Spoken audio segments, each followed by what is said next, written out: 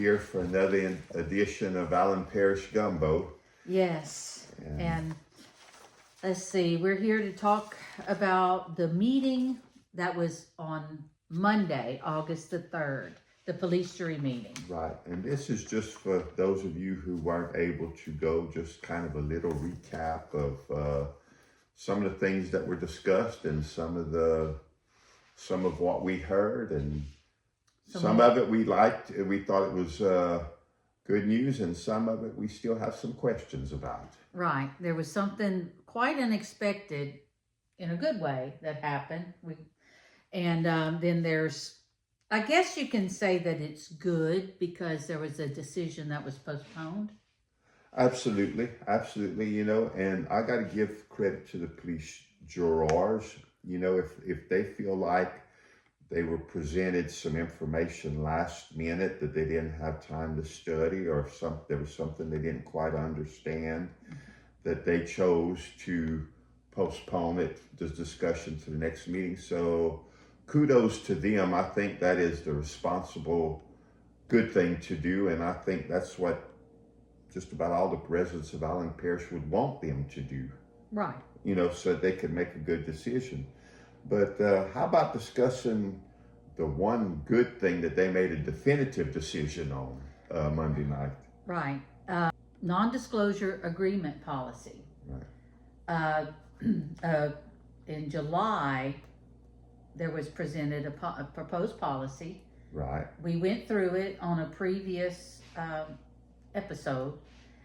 So they were going to discuss it, and there was a lot of back and forth about it. There was. And then ultimately you had one juror that at the end of kind of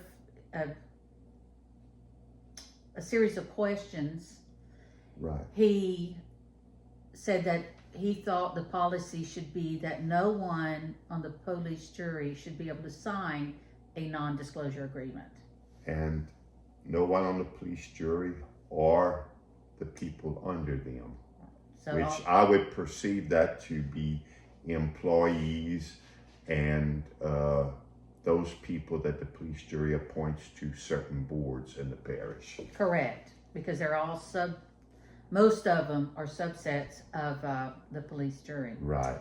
So that was, and then we had another police juror who adamantly seconded the motion. That's right. In fact, the police juror that brought up the motion just flat out said, and got to give him credit for that, don't mince words, don't create a word salad, just said, I don't want NDAs and I don't think we should sign NDAs. And then got a second, and they had a vote, and the vote was, by the way, unanimous, which, so good for them, good for the residents of Allen Parish. Right. That was very much a pleasant surprise, and right. I was proud. I was too. Now, the second thing that is troubling, but I would claim a little victory here, is the airport board ordinance. Right, and that's another thing, and that was a little bit confusing because they were talking about an airport board ordinance. But then after we did a little homework, we realized that there hadn't been an airport board since '98.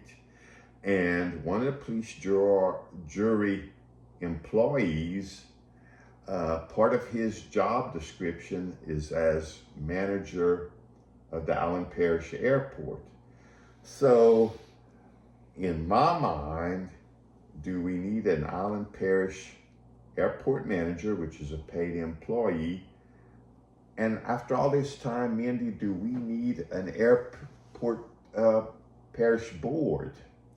Well, considering that the FAA makes all the major decisions and regulates everything that can and cannot be done, the major thing that an airport board would be responsible for are finances. Or for finances, and there again, FAA does finances most of the major improvements, or to keep it up to specs. Right.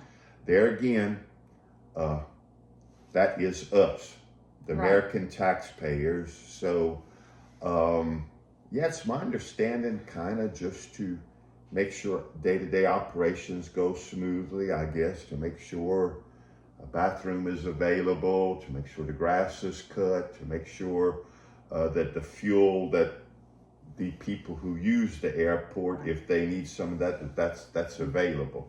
There again, I don't know all of the titles of an airport manager, but you know, for as small as the airport is and no more airport traffic than what it's got, I think an airport manager under the direct that reports directly to the police bureau seems like it's worked awful fine. I would think that that would be fine too.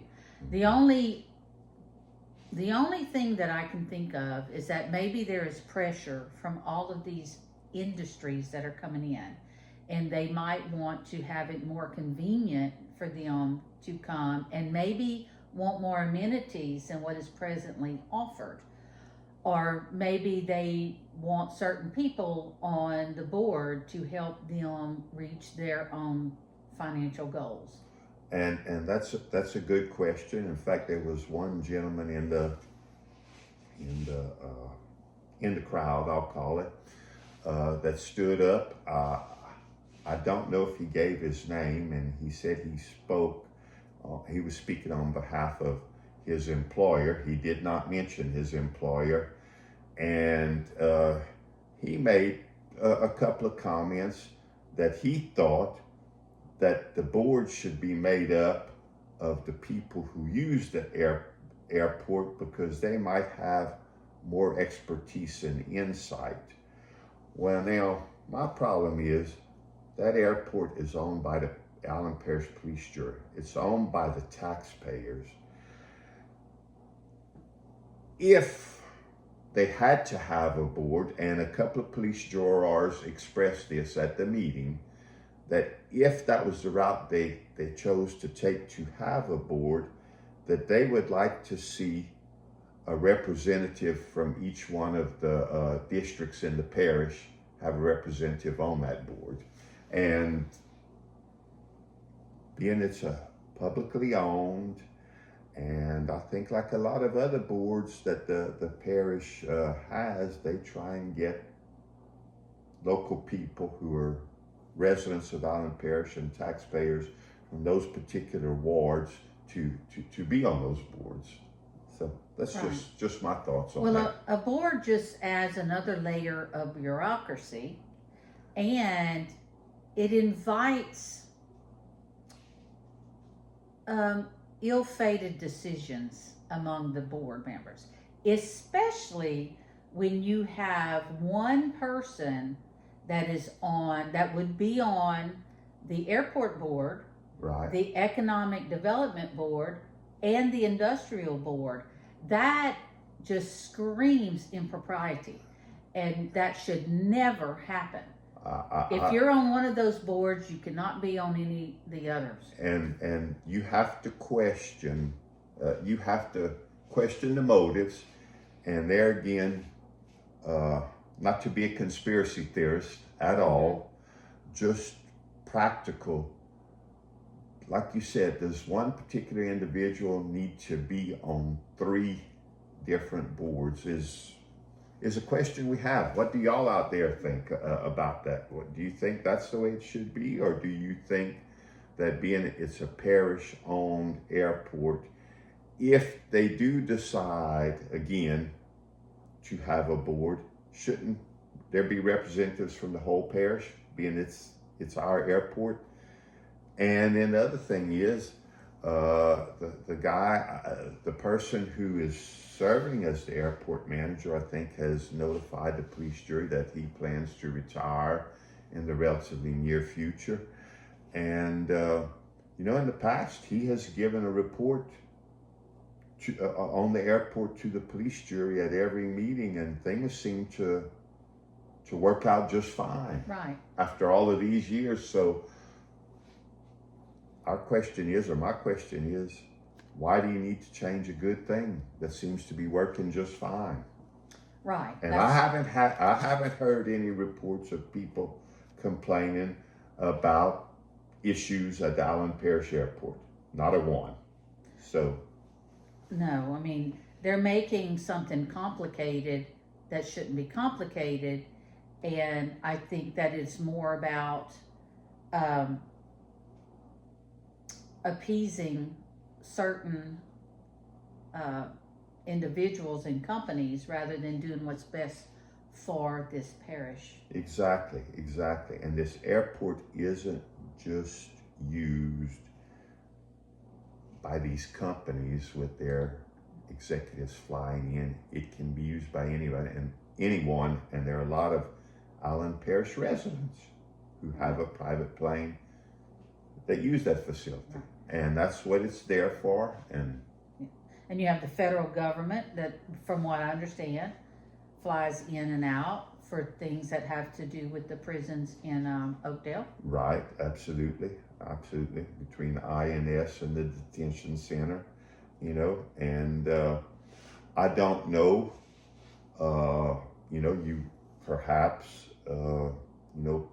people flying in and out that may be this closest airport to the casino may use. Right.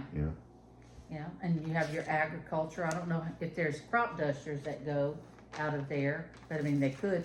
Crop dusters don't really need much to take off the land. No. They might store their planes there. Yeah. I don't know. And we have a very good runway. Hey, I read a report, y'all. The report I read, now this is not local. This is from the FAA. The runway is 5,000 feet. They report that the runway is in good shape, that the facilities meet all the criteria that the FAA requires. So we've got a good little airport, and it's owned by the parish, and it needs to continue to be regulated by the people of the parish. Correct. That have all these years paid the taxes to support that thing. And again, the scope of what our parish is responsible for is very limited. It's very limited. Yeah, the FAA mandates all the particulars, and money flows through the FAA and some state money to ensure that it meets all of the, I'm gonna call them safety and operational concerns. Now, one question, since this road superintendent is going to retire, he also acts as the airport manager. Right. So the job description that was posted was just for a road superintendent. Okay. So I'm wondering what they plan to do about the airport. Because Yeah. the present airport manager has certifications and credentials that make him qualified to do some of these things related to the airport. Right. So that's another question that didn't seem to get answered at the last meeting. It was mentioned for they were looking and advertised, and I didn't read the advertisement. It was published, I think, of the requirements for the road superintendent.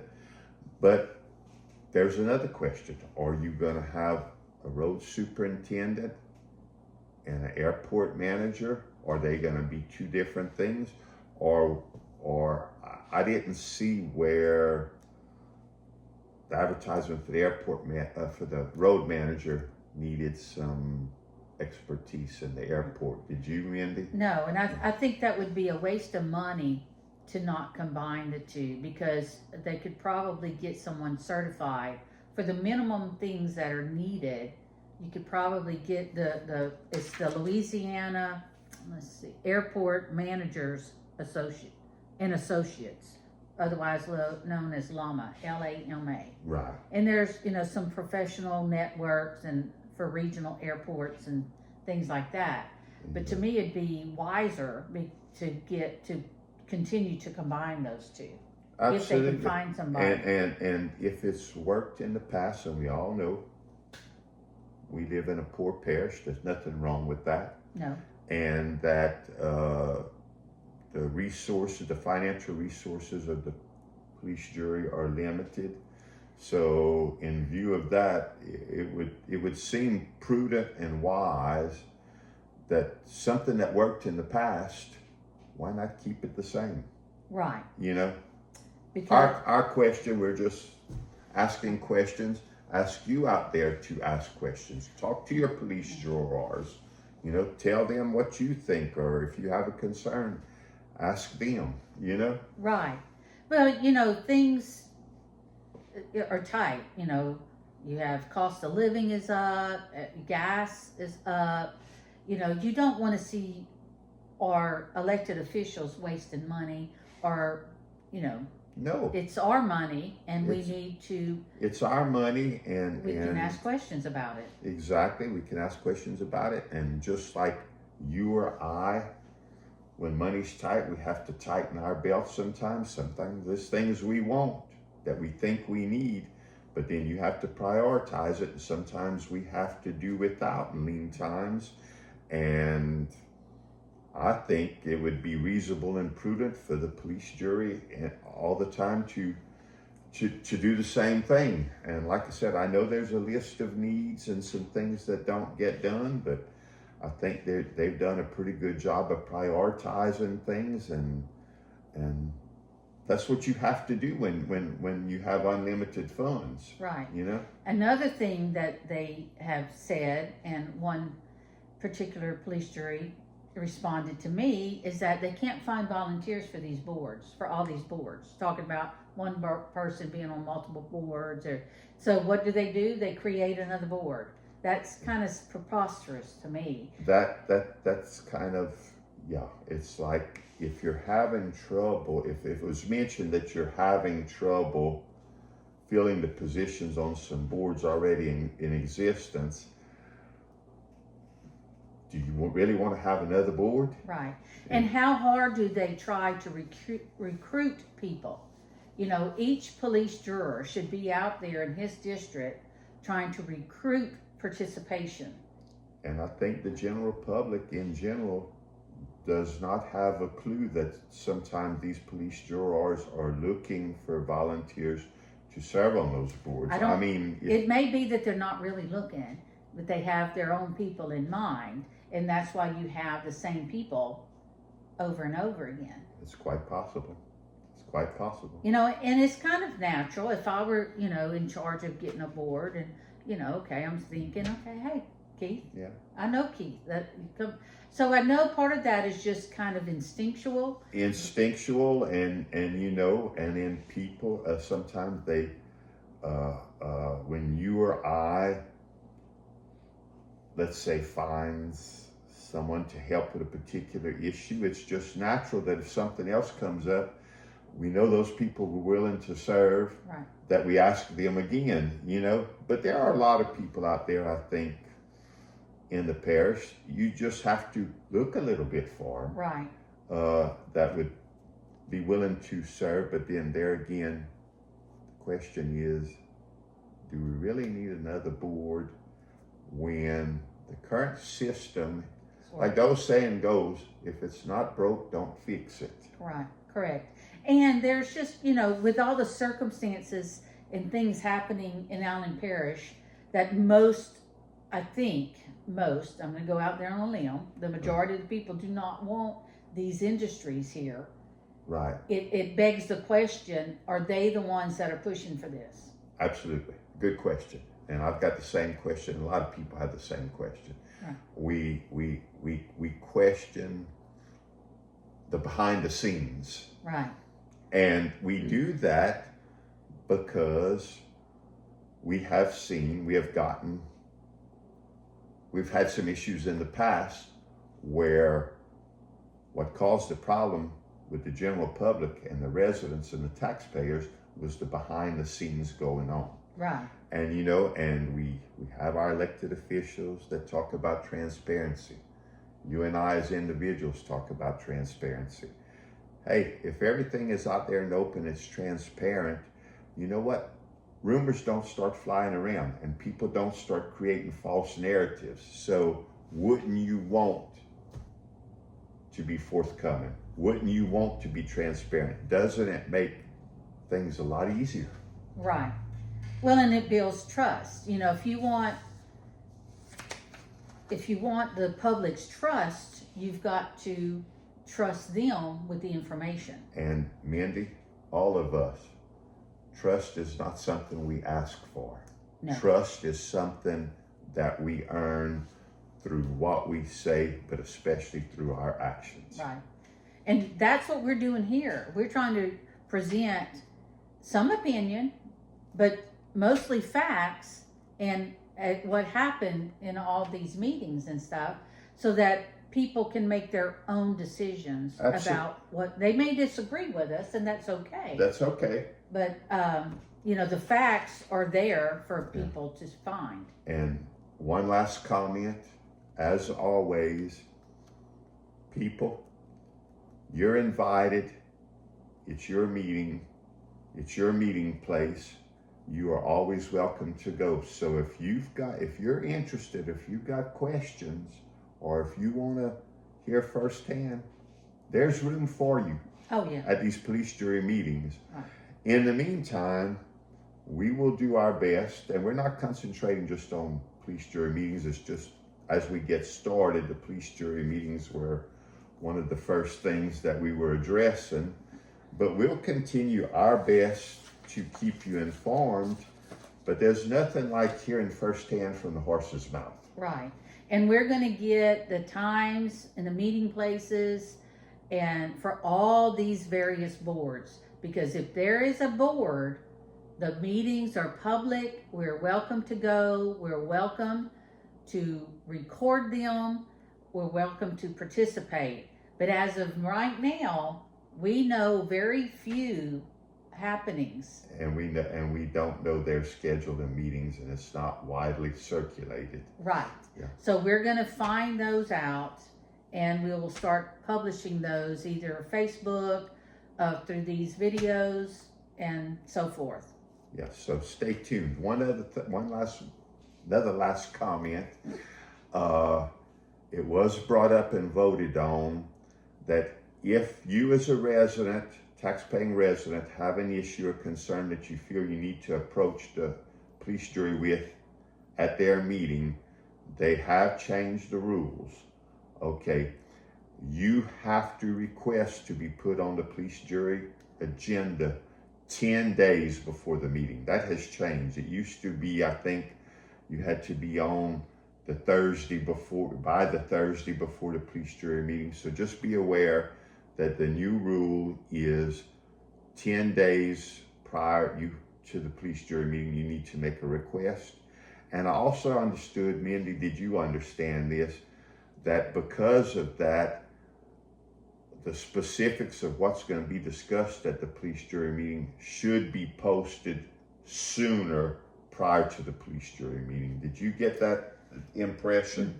I have to tell, I was videoing, Right. but I will be published. I will find it and I will publish snippets of that Okay. to address all these Right. questions.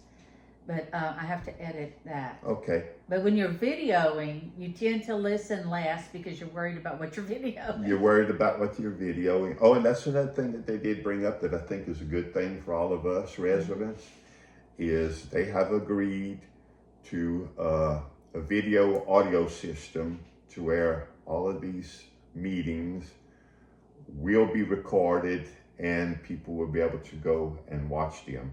Previously, it was just individuals who took their liberty Right. and time to record the meetings, but the police jury did vote, and we'll invest in a system to where these meetings can be recorded They'll be and live streamed. and live streamed to where if you can't make it, Yeah. you can at least watch it. But there again, if you want to be involved, show up to the meetings. You know, a lot of people do, and we're all busy. We all have things to do, whatever. But you know what? Show up to the meeting or call your police juror, and it's not call them just to fuss. Right. You know, if you think they did something good, thank them for it, you know.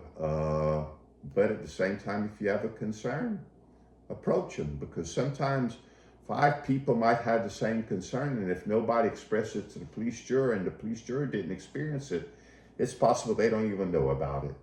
So, Right. thanks, y'all. Well, thank y'all very much, and we'll leave it with that and see y'all next time. Absolutely. Stay tuned.